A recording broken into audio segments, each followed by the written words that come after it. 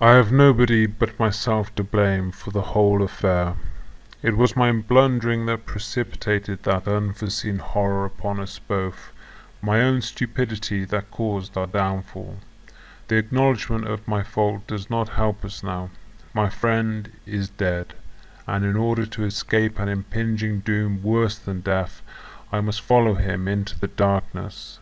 So far I have relied upon the ever-diminishing potency of alcohol and drugs to dull the pangs of memory, but I shall find true peace only in the grave. Before I go I shall inscribe my story as a warning, lest others make the same mistake and suffer a similar fate. I am what I profess to be, a writer of weird fiction. Since earliest childhood I have been enthralled by the cryptic fascination of the unknown and the unguessable. The nameless fears, the grotesque dreams, the queer, half-intuitive fancies that haunt our minds have always exercised for me a potent and inexplicable delight. In literature I have walked the midnight paths with Poe, or crept amidst the shadows with Machen, combed the realms of horrific stars with Baudelaire, or steeped myself with earth's inner madness amidst the tales of ancient lore, rich tantalizing horrors of my unsophistication. This was my intention. My first attempts soon convinced me how utterly I had failed. Sadly, miserably, I fell short of my aspired goal. My vivid dreams became on paper merely meaningless jumbles of ponderous adjectives, and I found no ordinary words to express the wondrous terror of the unknown. My first manuscripts were miserable and futile documents, the few magazines using such material being unanimous in their rejections. I had to live. Slowly but surely I began to adjust my style to my ideas. Laboriously I experimented with words, phrases, sentence structure. It was work, and hard work at that. I soon learned to sweat. At last, however, one of my stories met with favour, then a second, a third, a fourth. Soon I had begun to master the more obvious tricks of the trade, and the future looked brighter at last. It was with an easier mind that I returned to my dream life and my beloved books. My stories afforded me a somewhat meagre livelihood, and for a time this sufficed, but not for long.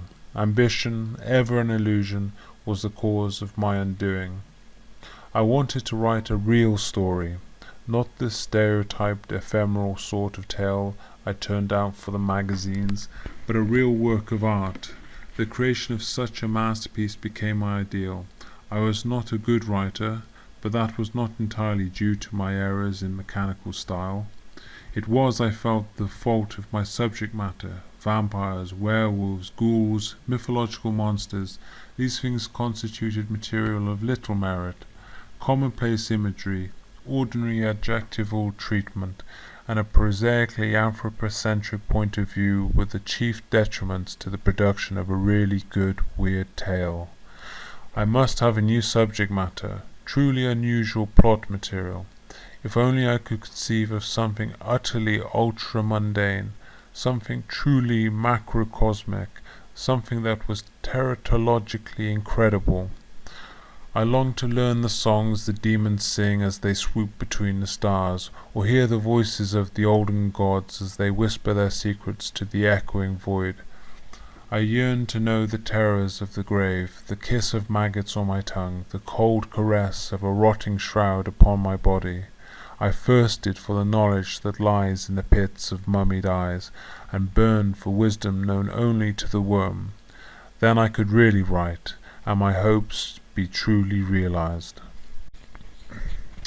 I sought a way.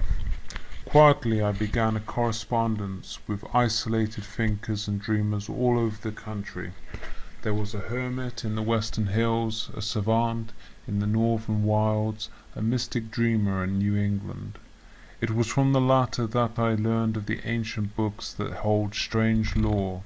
He quoted guardedly from the legendary Necronomicon, and spoke timidly of a certain Book of Abon that was reputed to surpass it in the utter wildness of its blasphemy. He himself had been a student of these volumes of primal dread, but he did not want me to search too far. He had heard many strange things as a boy in witch-haunted Arkham, where the old shadows still leer and creep, and since then he had wisely shunned the blacker knowledge of the forbidden. At length, after much pressing on my part, he reluctantly consented to furnish me with the names of certain persons he deemed able to aid me in my quest. He was a writer of notable brilliance and wide reputation among the discriminating few, and I knew he was keenly interested in the outcome of the whole affair. As soon as his precious list came into my possession, I began a widespread postal campaign in order to obtain access to the desired volumes. My letters went out to universities, private libraries, reputed seers, and the leaders of carefully hidden and obscurely designated cults, but I was foredoomed to disappointment. The replies I received were definitely unfriendly, almost hostile. Evidently the rumoured possessors of such lore were angered that their secret should be thus unveiled by a prying stranger. I was subsequently the recipient of several anonymous threats through the mails, and I had one very alarming phone call. This did not bother me nearly so much as the disappointing realization that my endeavours had failed. Denials, evasions, refusals, threats, these would not aid me. I must look elsewhere. The bookstores. Perhaps on some musty and forgotten shelf I might discover what I sought. Then began an interminable crusade. I learned to bear my numerous disappointments with unflinching calm. Nobody in the common run of shops seemed ever to have heard of the frightful Necronomicon, the evil Book of Abon, or the disquieting Côte de Gaulle. Milwaukee was barren ground. Chicago became my next hunting place. I made the trip, planning to spend a week there. Instead, I was forced to remain in that city for well over a month. Never have I seen so many bookstores. Persistence brings results. In a little old shop on South Dearborn Street, amidst dusty shelves seemingly forgotten by time, I came to the end of my search. There, securely wedged between two century-old editions of Shakespeare, stood a great black volume with iron facings. Upon it, in hand-engraved lettering, was the inscription, De Vermi Mysteries, or Mysteries of the Worm. The proprietor could not tell how it had come into his possession. Years before, perhaps, it had been included in some second-hand job lot. He was obviously unaware of its nature, for I purchased it with $1 bill. He wrapped the ponderous thing for me, well pleased at this unexpected sale, and bade me a very satisfied good day. I left hurriedly, the precious prize under my arm. What a find! I had heard of this book before. Ludwig Prynne was its author, he who had perished at the inquisitorial stake in Brussels when the witchcraft trials were at their height. A strange character, alchemist, necromancer, reputed mage, he boasted of having attained a miraculous age when he at last suffered a fiery immolation at the hands of the secular arm. He was said to have proclaimed himself the sole survivor of the ill-fated Ninth Crusade, exhibiting as proof certain musty documents of attestation. It is true that a certain Ludwig Prynne was numbered among the gentlemen retainers of Montserrat in the olden chronicles, but the incredulous branded Ludwig as a crack-brained impostor, though perchance a lineal descendant of the original warrior. Ludwig attributed his sorcerous learning to the years he had spent as a captive among the wizards and wonder-workers of Syria, and glibly he spoke of encounters with the jinns and efreets of elder Eastern myth. He is known to have spent some time in Egypt, and there are legends among the Libyan dervishes concerning the old seer's deeds in Alexandria. At any rate, his declining days were spent in the Flemish lowland country of his birth, where he resided, appropriately enough, in the ruins of a pre-Roman tomb that stood in the forest near Brussels. Ludwig was reputed to have dwelt there amidst a swarm of familiars and fearsomely invoked conjurations. Manuscripts still extant speak of him guardedly as being attended by invisible companions and star-sent servants. Peasants shunned the forest by night, for they did not like certain noises that resounded to the moon, and they most certainly were not anxious to see what worshipped at the old pagan altars that stood crumbling in certain of the darker glens. For years the old thaumaturgus was infamously notorious throughout the countryside, and many a pilgrim came to him for prophecies, horoscopes, and the dubious service of his potions, philters, and talismans. There are few surviving accounts which speak cautiously of his sepulchral dwelling-place, the Saracenic relics, and the invisible servitors he had summoned from afar. There is a curiously uniform reticence on the part of these chroniclers when it comes to describing these servitors in detail, but all agree that the terrible old man was gifted with baleful and unholy powers. Be that as it may, these creatures that he commanded were never seen after Prin's capture by the inquisitorial minions. Searching soldiers found the tomb entirely deserted, though it was thoroughly ransacked before its destruction. The supernatural entities, the unusual instruments, the obscure herds and compounds, all had most curiously vanished. A search of the forbidding woods and a timorous examination of the strange altars did not add to the information. There were fresh bloodstains on the altars and fresh bloodstains on the rack, too, before the questioning of Prin was finished. A series of particularly atrocious tortures failed to elicit any further disclosures from the silent wizard, and at length the weary interrogators ceased, and cast the aged sorcerer into a dungeon. It was in prison, while awaiting trial, that he penned the morbid, horror-hinting lines of De Vermi Mysteri, known today as Mysteries of the Worm. How it was ever smuggled through the alert guards is a mystery in itself, but a year after his death it saw print in Cologne. It was immediately suppressed, but a few copies had already been privately distributed. These in turn were transcribed, and although there was a later censored and deleted printing, only the Latin original is accepted as genuine. Throughout the centuries a few of the elect have read and pondered on its secret. The secrets of the old archmaids are known today only to the initiated, and they discourage all attempts to spread their fame, for certain very definite reasons. This, in brief, was what I knew of the volume's history at the time it came into my possession.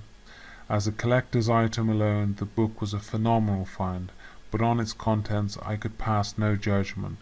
It was in Latin. Since I can speak or translate only a few words of that learned tongue, I was confronted by a barrier as soon as I opened the musty pages. It was maddening to have such a treasure trove of dark knowledge at my command, and yet lack the key to its unearthing.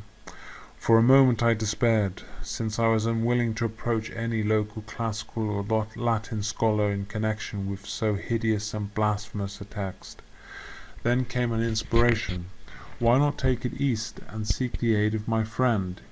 He was a student of the classics, and would be less likely to be shocked by the horrors of Prin's baleful revelations. Accordingly I addressed a hasty letter to him, and shortly thereafter received my reply. He would be glad to assist me, and I must by all means come at once. Providence is a lovely town. My friend's house was ancient and quaintly Georgian. The first floor was a gem of colonial atmosphere. The second, beneath antique gables that shadowed the enormous window, served as a workroom for my host. It was here that we pondered that grim, eventful night last April, here beside the open window that overlooked the azure sea. It was a moonless night, haggard and wan with a fog that filled the darkness with bat-like shadows. In my mind's eye I can see it still, the tiny lamp-lit room with the big table and the high-backed chairs, the bookcases, bordering the walls, the manuscripts stacked in special files. My friend and I sat at the table, the volume of mystery before us. His lean profile drew a disturbing shadow on the wall, and his waxen face was furtive in the pale light. There was an inexplicable air of portentous revelation, quite disturbing in its potency. I sensed the presence of secrets waiting to be revealed. My companion detected it too. Long years of occult experience had sharpened his intuition to an uncanny degree. It was not cold that made him tremble as he sat there in his chair. It was not fever that caused his eyes to flame like dueling current fires. He knew, even before he opened that accursed tomb, that it was evil. The musty scent that rose from those antique pages carried with it the reek of the tomb. The faded leaves were maggoty at their edges, and rats had gnawed the leather, rats which perchance had a ghastlier food for common fare. I had told my friend the volume's history that afternoon, and had unwrapped it in his presence. I had told my friend the volume's history that afternoon, and had unwrapped it in his presence. Then he had seemed willing and eager to begin an immediate translation. Now he demurred. It was not wise, he insisted. This was evil knowledge. Who could say what demon-dreaded lore these pages might contain, or what ills befall the ignorant one who sought to tamper with their contents? It is not good to learn too much, and men had died for exercising the rotted wisdom that these leaves contained. He begged me to abandon the quest while the book was still unopened, and to seek my inspiration in saner things. I was a fool. Hastily I overruled his objections with vain and empty words. I was not afraid. Let us at least gaze into the contents of our prize. I began to turn the pages. The result was disappointing. It was an ordinary-looking volume after all. Yellow, crumbling leaves set with heavy, black-lettered Latin texts. That was all. No illustrations, no alarming designs. My friend could no longer resist the allurement of such a rare bibliophilic treat. In a moment he was peering intently over my shoulder, occasionally muttering snatches of Latin phrasing. Enthusiasm mastered him at last. Seizing the precious tome in both hands, he seated himself near the window and began reading paragraphs at random, occasionally translating them into English. His eyes gleamed with a feral light. His cadaverous profile grew intent as he pored over the mouldering runes. Sentences thundered in fearsome litany, then faded into tones below whisper as his voice became as soft as a viper's hiss. I caught only a few phrases now, for in his introspection he seemed to have forgotten me. He was reading of spells and enchantments. I recall allusions to such gods of divination as Father Yig, Dark Han, and serpent-bearded Byatis.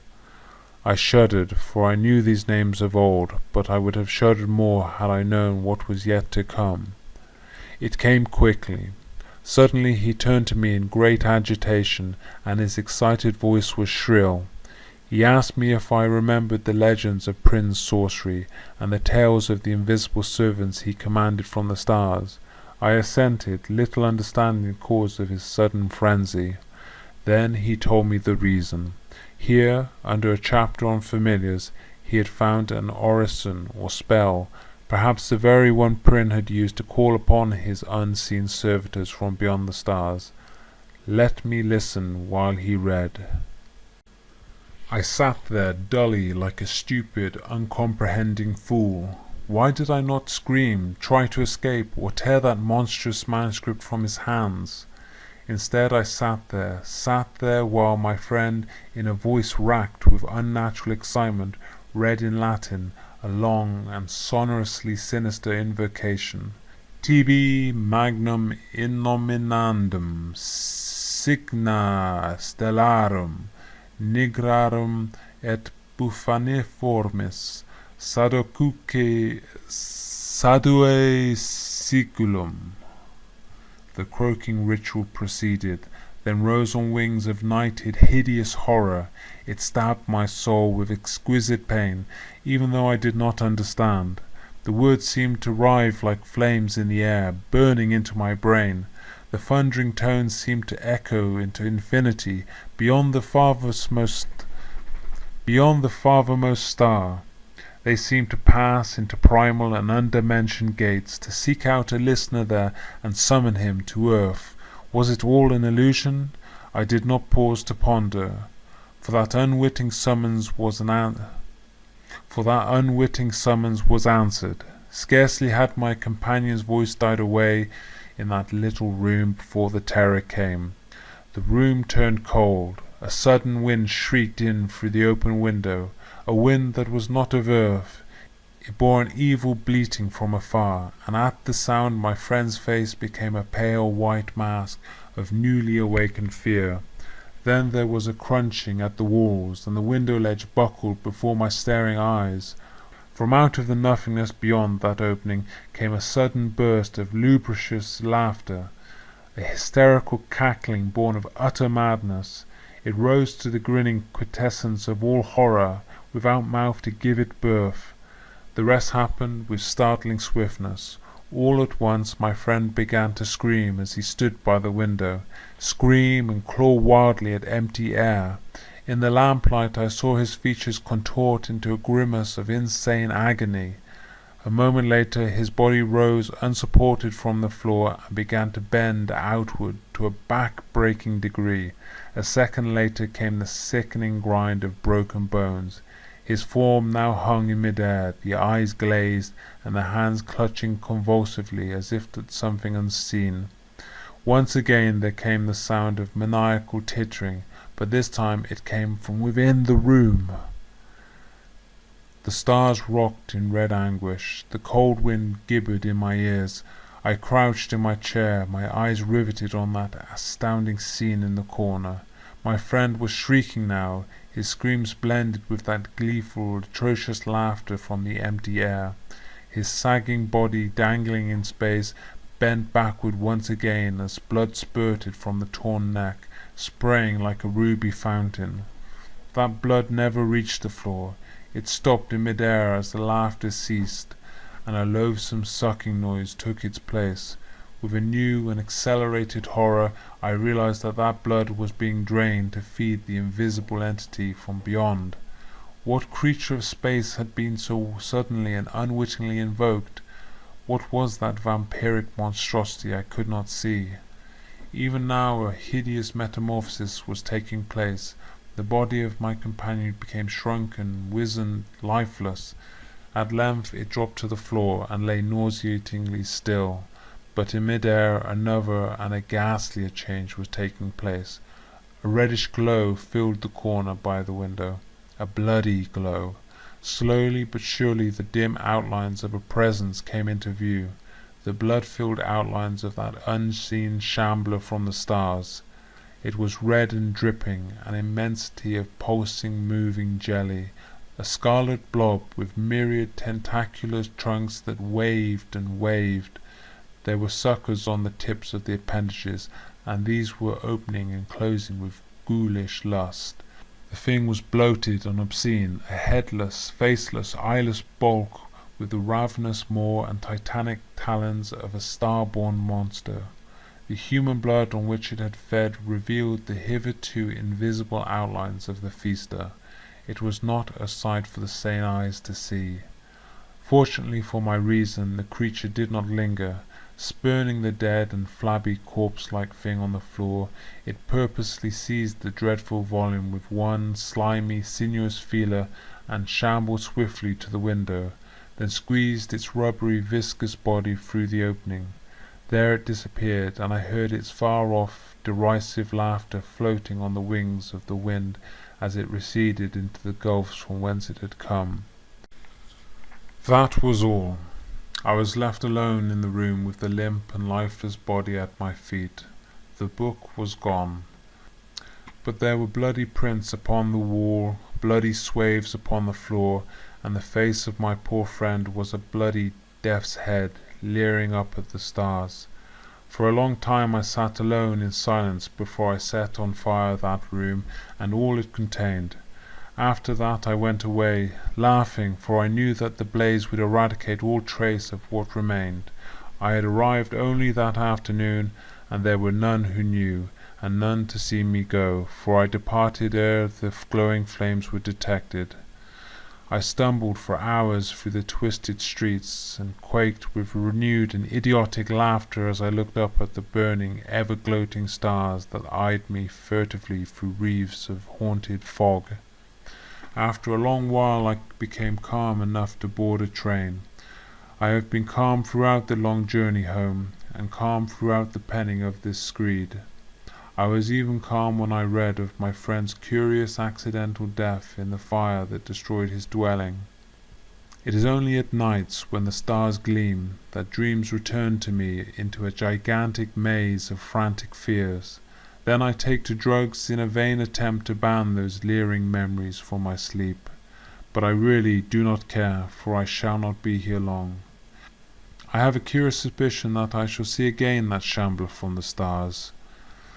I think it will return soon without being resummoned, and I know that when it comes it will seek me out, and carry me down into the darkness that holds my friend. Sometimes I almost yearn for the advent of that day, for then I too shall learn once and for all the mysteries of the worm.